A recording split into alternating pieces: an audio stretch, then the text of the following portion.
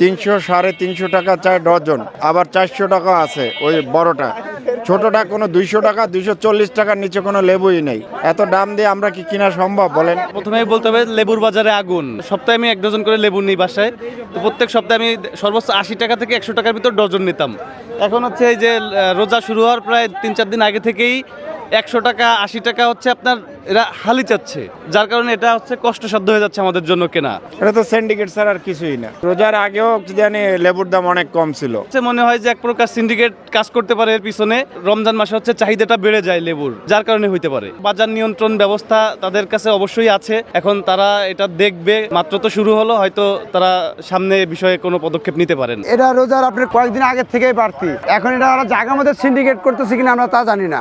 এখন আড়তে যারা আছে এরা সব ওরা একতা, আমরা খুচরা বাজারে একতা নাই। লেবু সিজন না, এখন তো সিন্ডিকেট করা যায় না। এখন লেবু হলো মানে আমদানি কম।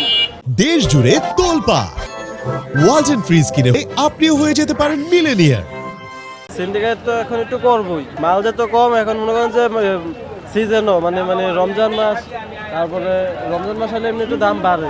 আমরা তো দাম দেখিয়ে নিয়েছি, আমাদের তো বানানোর ক্ষমতা নাই। এখন ওরা জায়গা মতো কি করতেছে ভাই ওটা আমরা বলতে পারলাম না। সিজনের সময় ঠিকই তো দাম কম থাকে। আগের দাম একটু কম ছিল, এখন রোজা উপলক্ষে একটু আর কি বেশি হয়ে গেছে, আমাকে চলতে কষ্ট হয়ে গেছে।